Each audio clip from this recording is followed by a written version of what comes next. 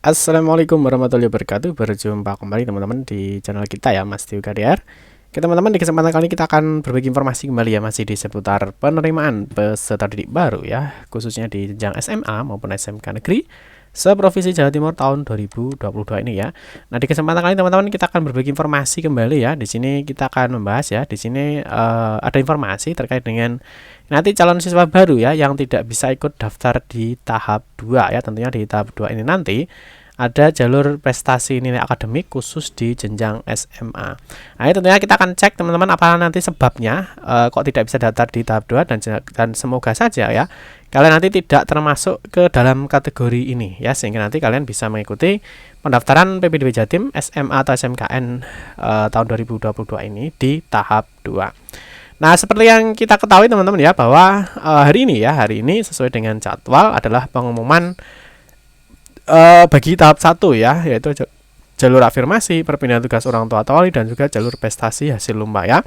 Nah, bagi teman-teman yang di dalam pengumuman ya diterima, kami ucapkan selamat ya, semoga kalian dimudahkan nanti dalam sekolahnya ya.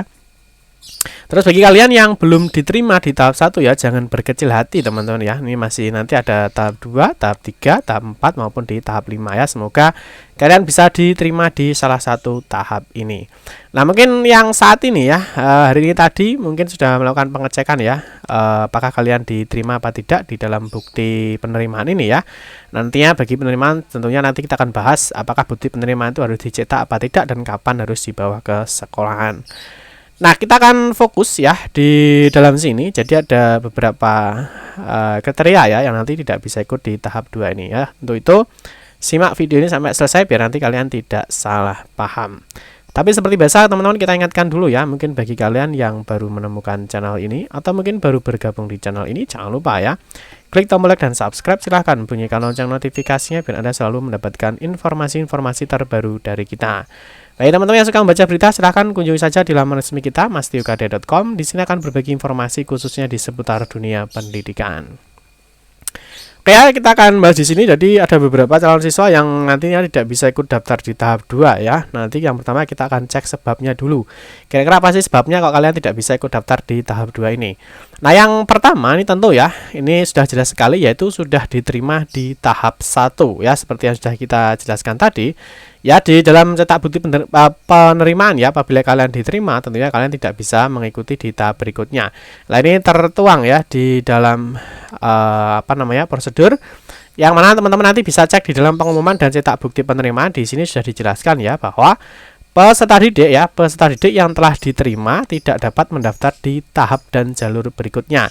Ya, artinya yang mana ketika saat ini masih dalam tahap 1 ya. Tahap 1 sudah selesai pengumuman ya, sudah cetak bukti penerimaan, dan nanti bagi yang diterima ya tentunya tidak bisa lagi ikut di tahap 2, tahap 3, tahap 4, tahap 5 maupun sampai selesai ya. Artinya ketika sudah diterima dia tidak bisa lagi mengikuti di tahap berikutnya. Paham ya?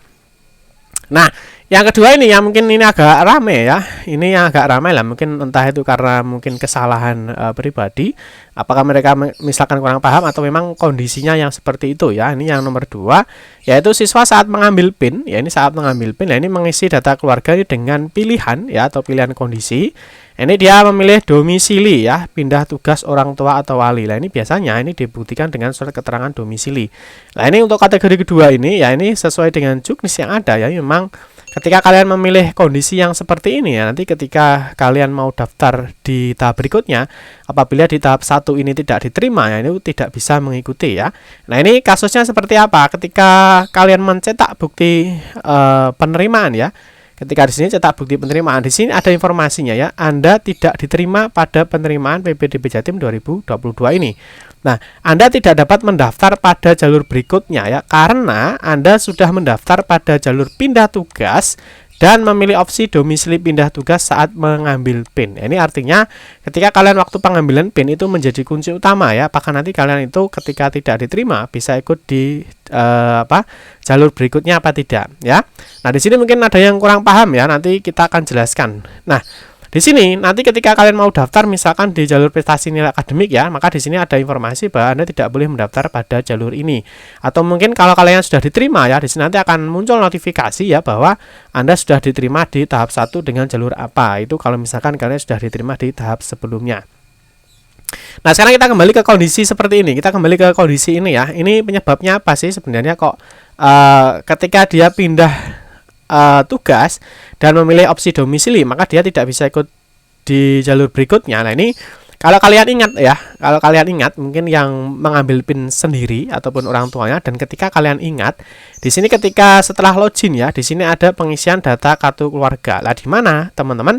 Di sini di dalam pengisian data kartu keluarga ya, di sini ada KK ya jenisnya, ada domisili pindah tugas orang tua ataupun domisili bencana alam, sosial atau ponpes. Ya di sini yang menentukan apakah nanti kalian itu ketika tidak diterima di salah satu tahap atau di tahap 1 kalian bisa ikut di tahap berikutnya apa tidak. Yang menentukan adalah 3 poin ini.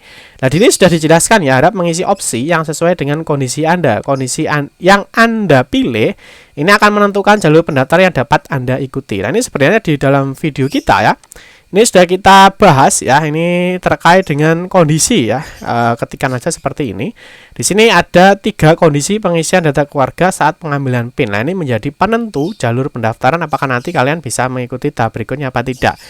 Nah, di sini kalau kita jelaskan ya, di sini ada 3 pilihan yang mana di dalam kondisinya kalau kalian menggunakan KK ya, menggunakan KK. Nah, ini nanti yang diupload itu ada hanya KK. Ya, tetapi kalau nanti kalian menggunakan domisili pindah tugas orang tua, maka yang diupload ini, ini sudah dijelaskan ya di dalam kondisi domisili pindah tugas orang tua. Di sini sudah jelas ya bahwa hanya bisa mendaftar di jalur pindah tugas saja saat pendaftaran. Artinya dia tidak bisa daftar di jalur yang lainnya, misalkan jalur prestasi nilai akademik ataupun yonasi ya. Nah, di sini sudah dijelaskan ketika kalian memilih di poin 2 ini ya, di poin 2 ini. Di sini yang diunggah itu adalah surat keterangan domisili ya, bukan KK.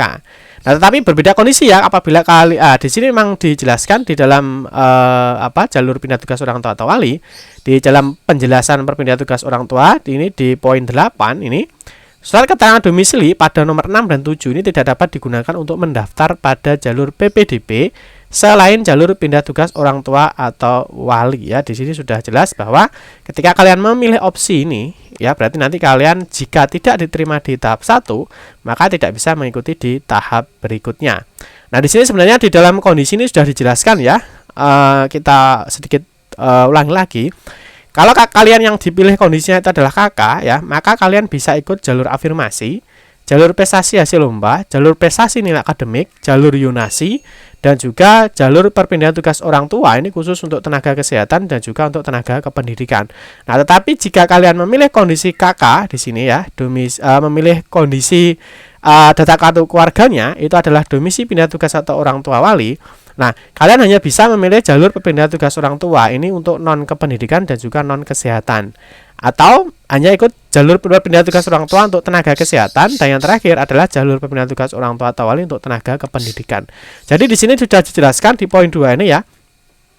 Ketika tidak diterima, dia tidak bisa mengikuti jalur yonasi ataupun jalur prestasi nilai akademik. Ya, nah, tapi kalau berbeda, kalau yang domisilinya adalah bencana alam, sosial ataupun ponpes atau panti, maka di sini kalau misalkan tidak diterima di jalur afirmasi, misalkan ya, dia bisa daftar di jalur prestasi hasil lomba. Dia bisa daftar di jalur prestasi nilai akademik ataupun bisa ikut di jalur yonasi. Jadi di 2 kondisi kemarin tadi, yaitu yang poin 2 itu tentunya kalau kalian nanti tidak bisa daftar di tahap 2 ya atau tahap berikutnya, tentunya salah satunya penyebabnya adalah ini ya, karena kalian memilih saat pengisian data keluarga, saat pengambilan PIN itu memilih opsi domisili pindah tugas orang tua, dan mungkin ya yang diupload yang jelas itu adalah surat keterangan domisili, bukan kartu keluarga ya. Tapi kondisi berbeda itu dialami ketika kalian memilih domisili ponpes atau panti ya, maka yang diupload itu ada 2 ya. Ada surat dari panti dan juga surat keterangan domisili. Kalau ini masih bisa ikut daftar di jalur zonasi maupun di jalur prestasi nilai akademik. Nah, ini sama halnya dengan yang bencana ya, domisili bencana ini juga yang diunggah adalah SK bencananya dan juga surat keterangan domisili, tapi nanti bisa ikut di tahap berikutnya. Nah, ini kita kemarin sudah pernah bahas ya terkait dengan calon siswa baru dapat mendaftar sebanyak 5 kali ya. Salah satu syaratnya yaitu adalah terkait hal itu, yaitu ketika pengambilan PIN itu dijelaskan kondisi kalian itu waktu mengambil itu pastikan KK atau SKD-nya bencana alam ataupun panti ya. Seperti itu teman-teman ya, terkait dengan calon siswa yang tidak bisa mengikuti daftar di tahap 2. Nah, itu teman-teman tetap pantau saja informasinya, nanti ada update informasi terbaru terkait di poin 2 tadi atau tidak. Nanti insya Allah kita akan informasikan di lain kesempatan. Oke teman-teman, terima kasih banyak yang sudah menonton video ini ya. Semoga bisa dipahami dan semoga bermanfaat. Kita doakan bagi teman-teman yang akan mengikuti di jalur prestasi akademik khususnya SMA di tahap 2, semoga bisa diterima. Amin ya rabbal alamin.